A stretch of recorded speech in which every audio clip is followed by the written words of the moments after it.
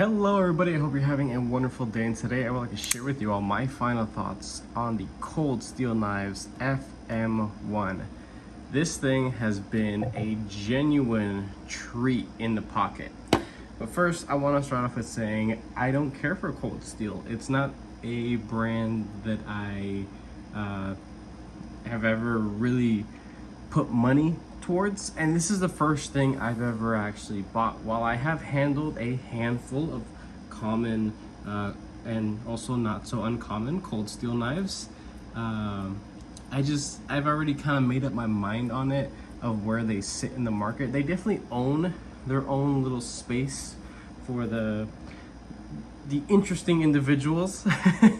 But I will say that unfortunately there is quite a bit of toxicity surrounding the cold steel cult that is, because they may not be so welcoming to other people in the hobby who typically buy other stuff that, you know, doesn't look anything like cold steel knives.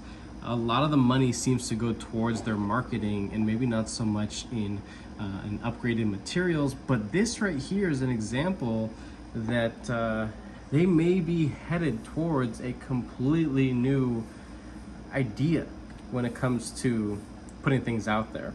So the materials that they're working with here, premium stuff. This guy costs right around 200 bucks. Ouch, yes, for a cold steel.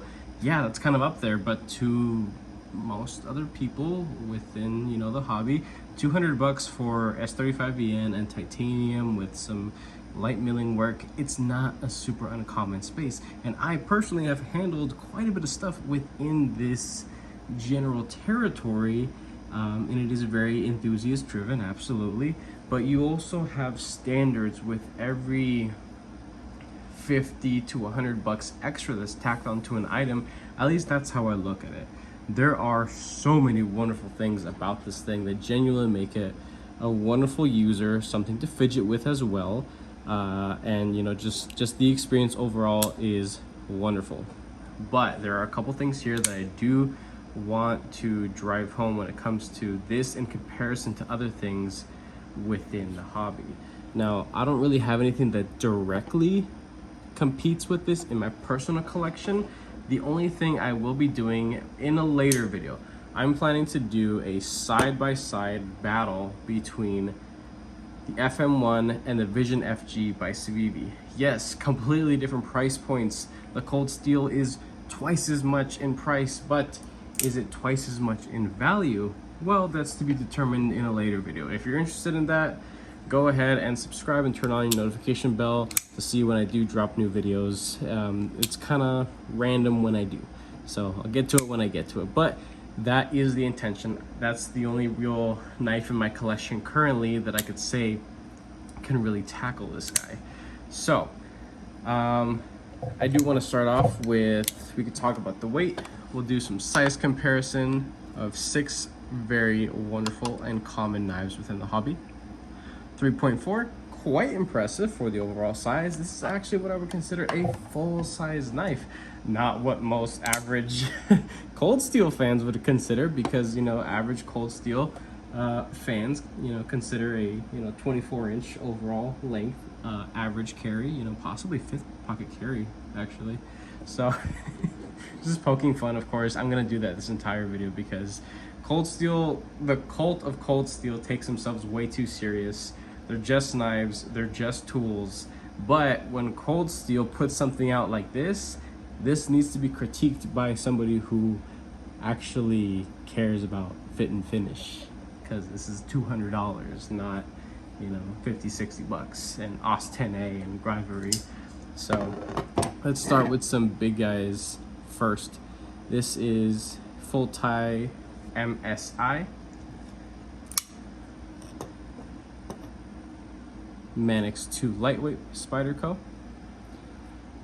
I would say that the FM1, at least for me, is kind of like in this little Goldilocks spot for me for being a larger knife, but it's not crazy unwieldy to, you know, use in, you know, a general public space. Now, I work in the public and I'm surrounded by a lot of people who aren't really, you know, considering seeing somebody, you know, swinging around a freaking 24-inch folding pocket machete, like, you know, most of the models from Cold Steel are.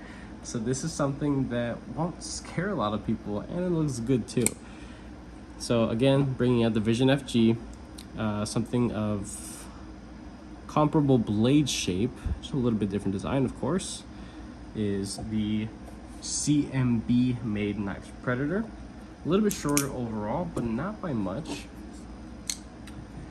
Last two, most definitely not least, the wonderful Native 5 by Spyderco. And this budget beauty right here, the Free Tiger FT2103. So those are the smalls in my lineup of size comparison size knives. So really the FN1 is damn near a perfect knife, at least for me. Now, let's talk about hardware. So it's a little crusty in the pivot. I promise you it is butter smooth. It's just I've been having to run this thing with the pivot cranked down because I'm trying to force break in the phosphor bronze washers. Yes, phosphor bronze plus Teflon up against the titanium scales that are, you know, the handle, beautifully smooth. But to start out, it was a little crispy, a little crunchy in there. After cleaning it out, using it a little bit, buttery smooth and dead silent within the pivot. So you have a T8 for the pivot, which is quite nice. It is captured. It's flat on this side, so you don't have to deal with, you know, multiple drivers. And then you have T6 for the pocket clip screws, which again, this is a stupidly simple knife to take apart.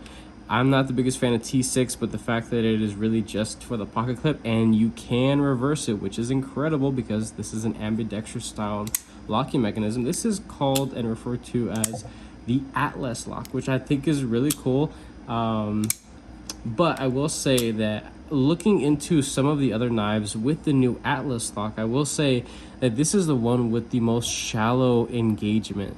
And that's to fit the overall idea and the profile of what the FN1 is. It's something slim, a little bit dressied up, you know, fancier materials.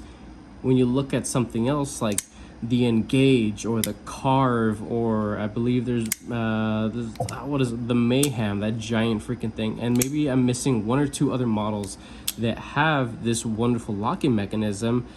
They're significantly deeper. The depth overall for engagement and that little ledge right there to sit on and pull back on is about twice as deep.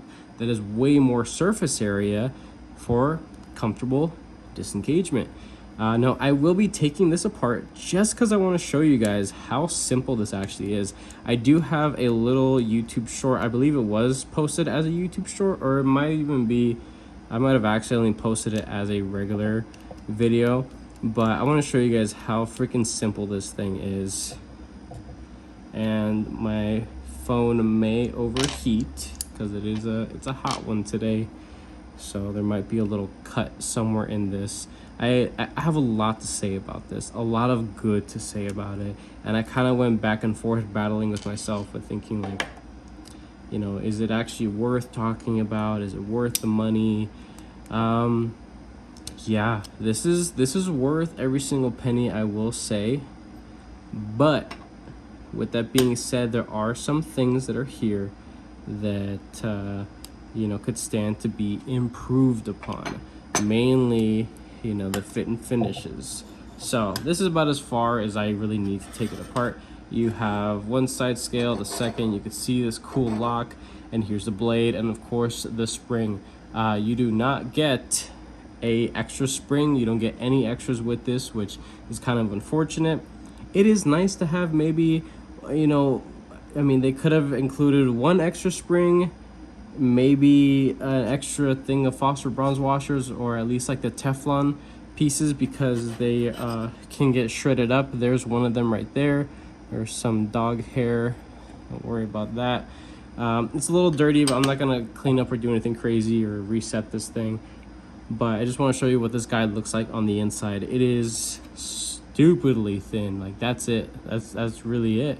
No milling, and it doesn't need it. Could there have been? Yeah, sure, but what for? It's at a good weight for the overall size. And yeah, there you could see the captured pivot. Now it does have so it's D-shaped, it has a flat spot up there, it's upside down. There's this tiny little backspacer. That's a nice little piece that they included. And this is the Atlas lock itself, and here are these little pins that just kind of sit there. Nothing's really screwed down, everything's just kind of sitting in a little hole, and this is it. So this is the Atlas lock itself, and it's interesting looking. You could see the different contact points, pieces that have been worn a little bit, but the actual lockup overall, beautifully solid.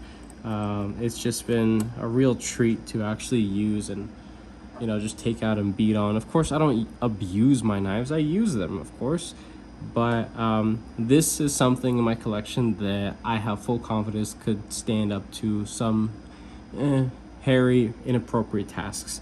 So that's cool.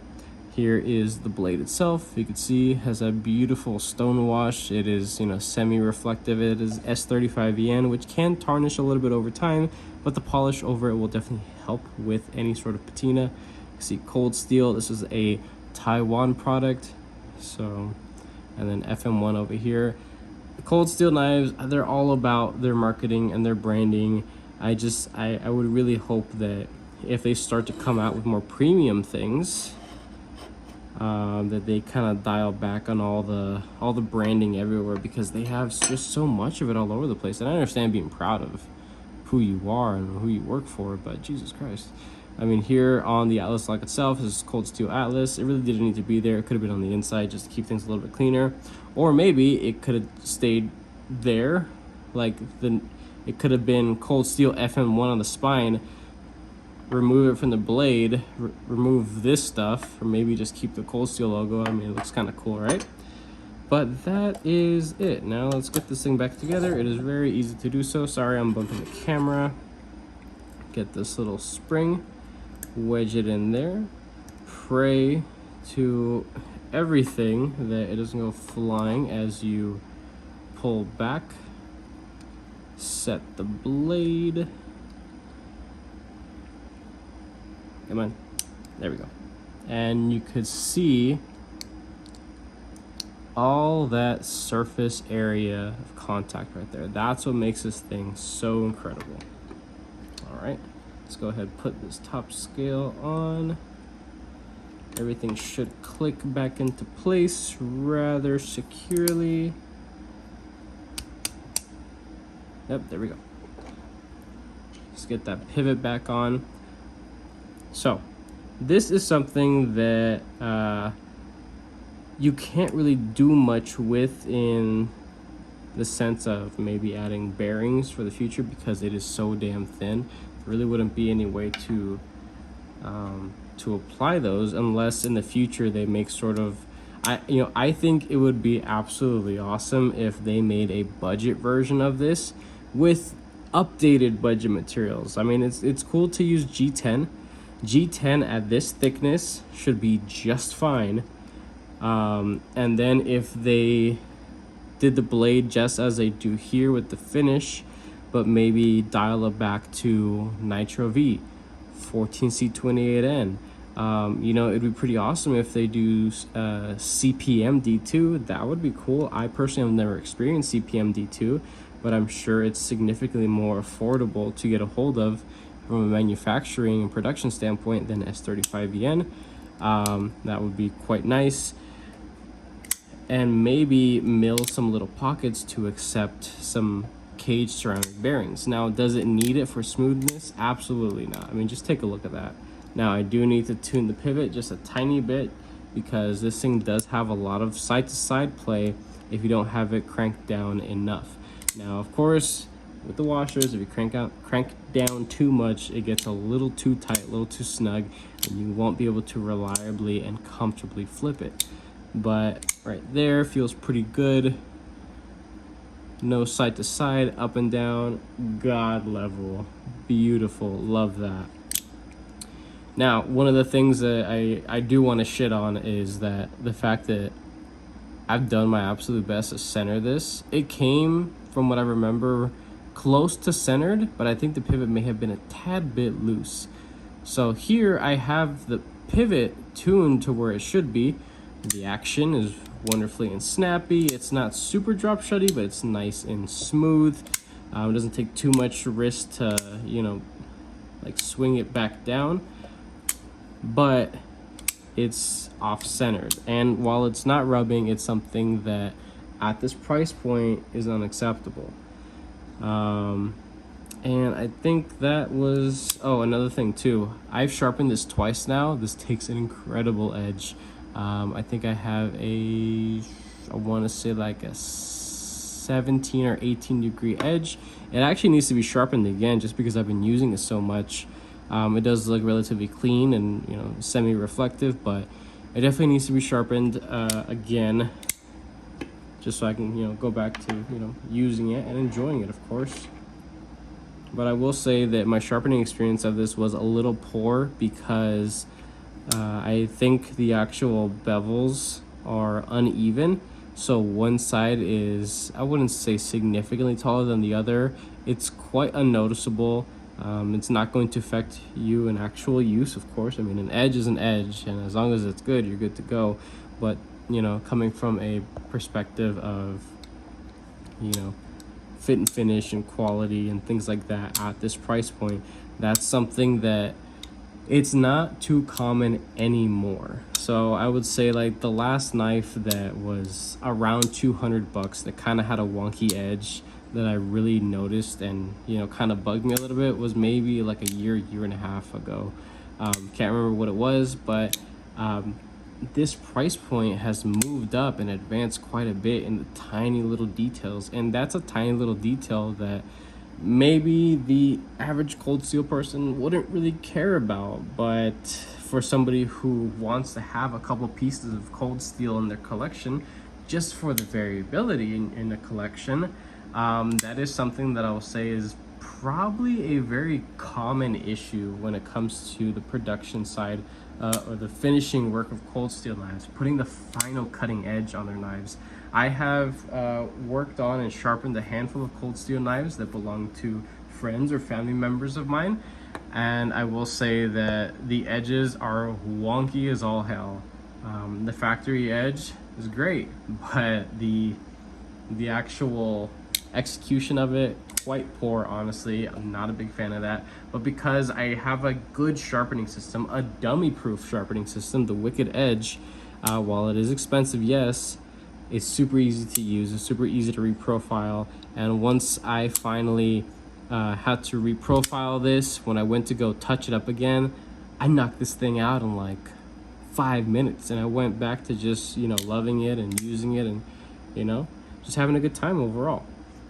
So the execution of this whole thing is good, but it's not good enough for this price point. That's something that I will harp on for sure. The materials that they're working with and the execution of said materials, the heat treatment of the blade, S35VN, it's awesome. This is probably some of the hardest S35VN that I have sharpened so far, and I love it. I think it's freaking great. Again, I just wish that they were a little bit more consistent when it comes to the actual finishing of the cutting edge. I mean, it's something that you see on Spydercos nowadays, and even some of the more expensive stuff. It's just a part of production. It's something that there's a little bit more human touch to, so it won't be completely perfect. So it really is forgivable, absolutely, but it's something that could be improved upon, right? The execution of the titanium scales here, the milling is very consistent, super smooth, nothing that looks chewed up or marked up. Everything fits right, everything falls into place. There's no like messing around, there's no like little tricks you gotta do to have everything sit right. It's freaking great. This little back spacer that I showed you guys is this tiny little piece that houses the threaded tubes to accept the T6 screws on both sides, so you can flip-flop the freaking clip. I guess we could talk about the clip now. So it sits right on the scale, and I don't mind that at all. The execution of the clip, it is very simple, it's standard, nothing fancy about it. It's a bent steel pocket clip. It has the Cold Steel logo on there because, you know, there isn't already Cold Steel, Cold Steel, Cold Steel. Like, it's just like all over the freaking place. It's a little, I like that it, it is on the pocket clip. It looks cool, but because it's there, it probably doesn't need to be there, and it probably doesn't need to be there. That's just something that's common in this price range, especially when the idea behind this wasn't supposed to be a heavy hitting brute of a beast of a knife. This is something that is slim, precise, little fancy, little sprinkle of the fancy stuff, right?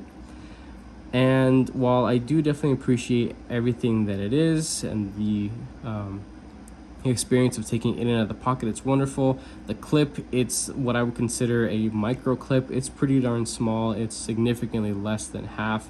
It's like a third of the length overall, maybe a hair bit shorter than that even.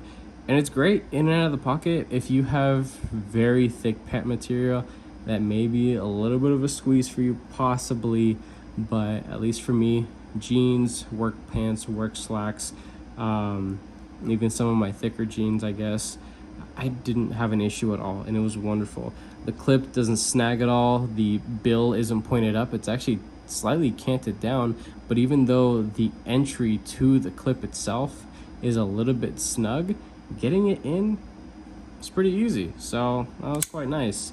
Now, I did mention in my unboxing that this looked like a grub screw, where you can adjust it from one side and it screws, larger either or side. It's not. I'm an idiot. I didn't see the seam, between the two. You can flip it if you want, but one side is larger than the other. You just need a standard little flathead right there, nothing crazy, and it comes apart. This did have some Loctite on it, so it was a little difficult to get off, but not too bad. After taking this apart, cleaning it, and using it for about a week or so before taking it apart again, cleaning it, and kind of just like help. That's my personal break-in process of working with Foster Bronze washers. Now, one thing that I probably should have showed you while I had this thing apart is this came installed with the Foster Bronze washers contacting the blade itself, and the Teflon washers were actually contacting the blade itself. And here, I'll just have to open this thing up again and show you. I'll take it apart right now. Okay, so we're back to having this thing all over again. I just think it was easier just to tear it apart and show you guys what I was trying to reference here. So when I got this thing, this setup was actually flipped around. So you see how the Teflon is over the Foster Bronze? When I got it, it was actually this way, where the Foster Bronze was on top of the Teflon. The Teflon is contacting the blade, and the Foster Bronze was directly riding on the tie. For whatever reason, that just doesn't really feel right. And I noticed that when I swapped it over, the smoothness was night and day difference. Not too sure why that is specifically, but that was just my experience and something I noticed when taking this thing apart. So I guess as a suggestion, if you decide to pick this up and take it apart, give things a little once over, right? Just swap the Teflon. So the Teflon is contacting the surface of the tie, and there that goes. But yeah, so I'm gonna get this thing back together right now. But yeah, I just wanted to show you guys what I was talking about, so you guys had something to look on instead of me just flailing my hands around. All right, now we're back. So I felt like it was worth doing all that just to share with you guys my thought on it. So now we can move on to a couple other little concerns that I have. One of them being mainly the safety of interacting with this knife when it comes to the disengagement of this knife. So to engage, studs, right? Reverse flick is awesome. Thumb flick is just super satisfying. The retention of this, it's not a detent thing, because you saw it has a spring that needs to overcome the shape of how, it's all shaped down there with the blade.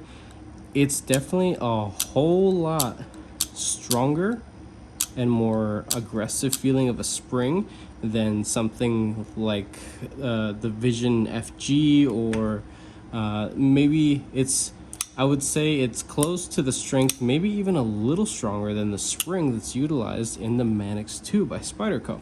So that's really cool. This isn't going to, again, it's not going to be your traditional like ball and detent system. So some people may consider this to be a little floppy, but it really isn't.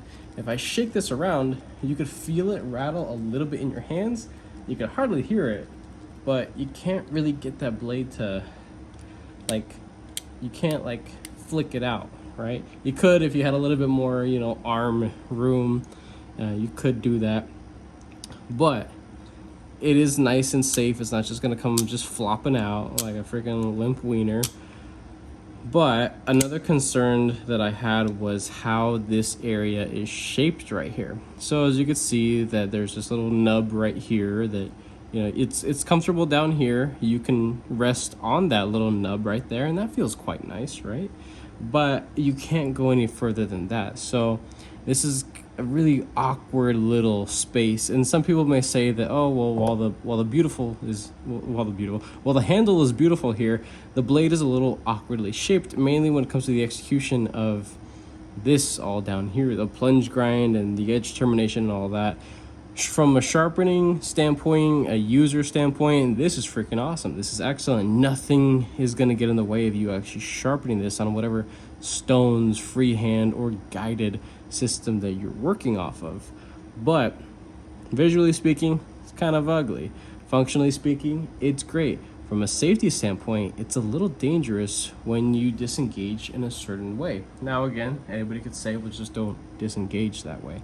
So this, it takes a little while to get used to, and it was a little awkward for me as well, but because the depth of the Atlas lock is so shallow on this particular model, you really got to stuff your freaking finger in there to push down on that little ledge right there. There is some jimping, and we're going to talk about that in a second. But you could very well do something like this, where you can go and pull back with your thumb. And when you do that, well, if you had beefier fingers than I do, that edge right there is digging right into your finger. And it did that to me a couple times, especially if you have your hand a little lower down. Let's say you were down here. Let's see if I can do it to myself. Yep, right there. That did not feel too good. So, good thing I've obliterated this blade, so there shouldn't be any blood coming out, but I definitely felt it. Actually, wait, a little bit. There we go. So, look at all that horrific, that freaking just massacred my finger right there, right? So, again, if this thing had a fresh freaking edge, that would probably be a little bit more of a drip. And that did happen to me. So I was like, you know what? I have large to extra large size hands, but I have slim fingers. Not too common, right? There are a lot of people that have much girthier fingers than I do. They're gonna get bit by this thing nonstop if they go to engage with their thumb. And at least for me, engaging with my thumb, or excuse me, disengaging with my thumb is a little bit more comfortable than it is with my index finger. Why? Well, now we can talk about the jimping here. The jimping on this is shit. It's really not that good, and even some of the jimping lines are kind of crooked and misshapen. If I had a slightly better quality camera, you guys could actually see that just the depth of the jimping is not that great, and it almost seems like it fades out as it finally comes out to the surface and past that little ledge right there. Cold steel, I mean, if you guys are gonna make something like this and kind of slim and trim the lock here, the Atlas lock, maybe step up the traction of the surface area of the actual lock. So that way it could be, you know, disengaged with an index finger comfortably. And so while it is comfortable, yes, this isn't something to fidget with, you know, as long as majority of other things that you could probably fidget with. Then again, another argument could be, it's a knife, not a toy. Stop fidgeting with it. So that's, you know, it's an approach that you can take to this. Many different people, I'm sure, have, you know, similar perspectives to me, maybe a little bit different. In reality, it's a wonderful knife for what it is. There are a couple little things here and there that I'm not the biggest fan of when it comes to the finished product, especially at the $200 price point. And there is a black washed, I believe it is a PBD black washed variation of this. It might be DLC, but I doubt it.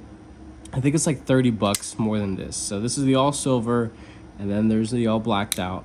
For a second, I thought, you know what? I'm gonna buy the two, flip flop, and have a reverse tux, then sell the tux version.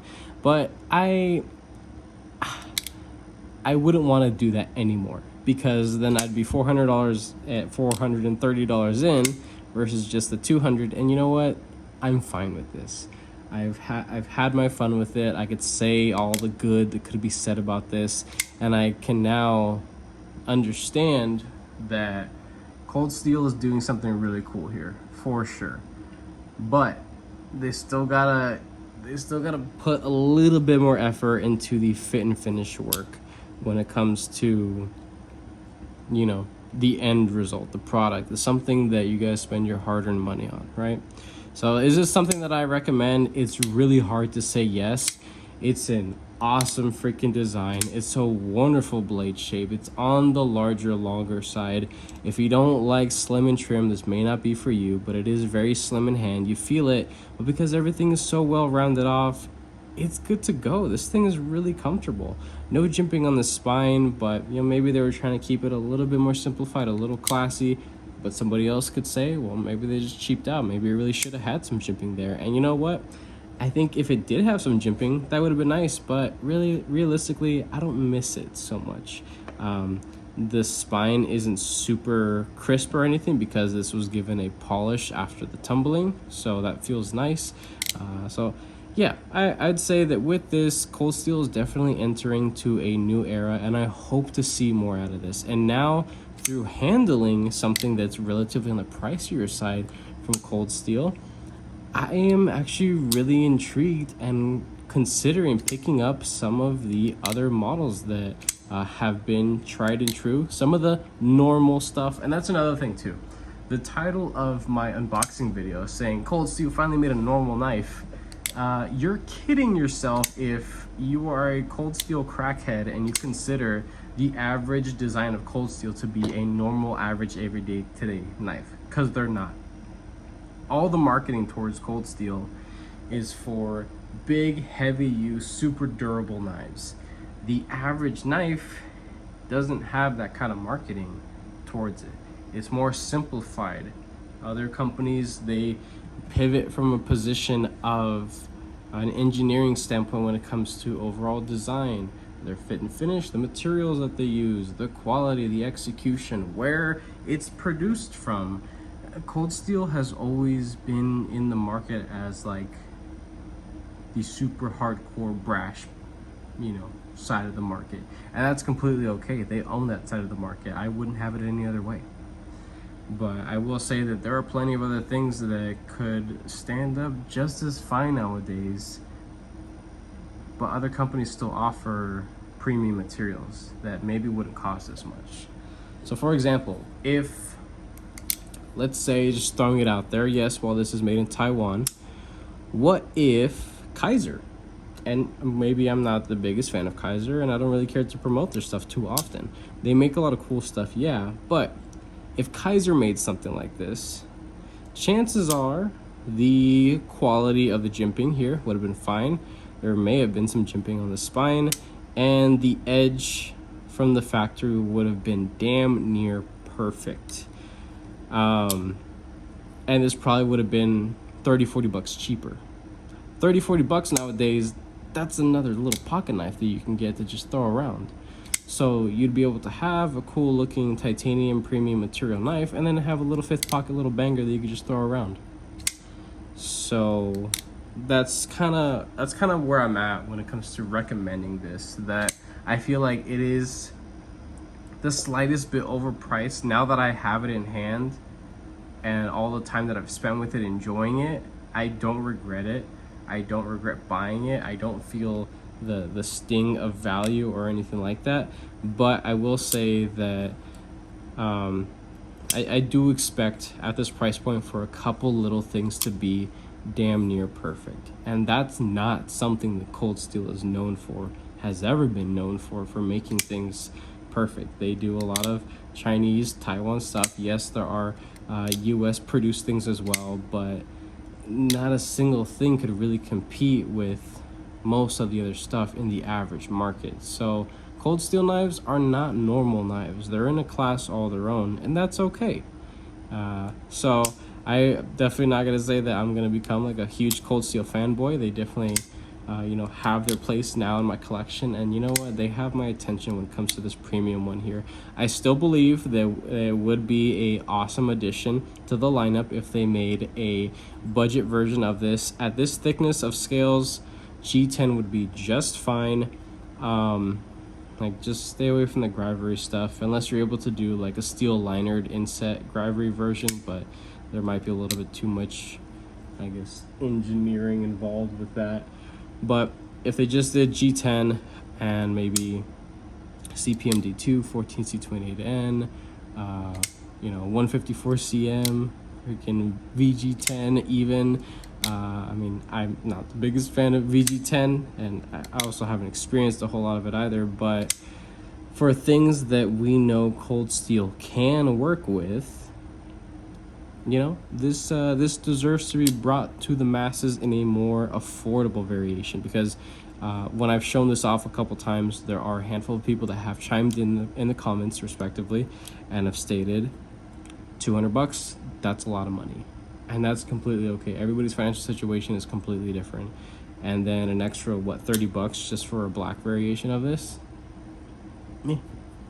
So that's kind of where I stand. If you love how it looks, you're gonna love how it's gonna perform. So you really have to want something like this. You're gonna want the blade shape. You're gonna want the thinness. You're gonna want the materials. You're gonna wanna care about those things. And $200, it'll be plenty justified. But for somebody who's looking for an absolute steal of a deal, no, not really. So I love it. I'm glad that it's here. I'm gonna continue to enjoy it. I will be anodizing the scales in some future videos and content. And again, as I stated earlier, I'll be doing a side-by-side battle between these two. Of course, I'm going to address price points, the materials that are being used here. But of course, the main thing that I'm going to talk about, fit and finish and execution. That's Civivi. That's, Chinese made. This is Taiwan made with premium materials. Standards need to be held across the board, definitely. So, and it's definitely up to the people who have the voice to speak up about those kinds of things, and to let the people that maybe just don't know but want to know. That's the whole point of all this. So with that being said, I hope you enjoyed this video. If you did, go ahead and leave a like down below. If you are subscribed, thank you so much. I appreciate all your support and your patience, of course. If you're not subscribed, please consider subscribing, because I have plenty more videos and content coming your guys' way. And with that being said, I hope you have a wonderful rest of your day.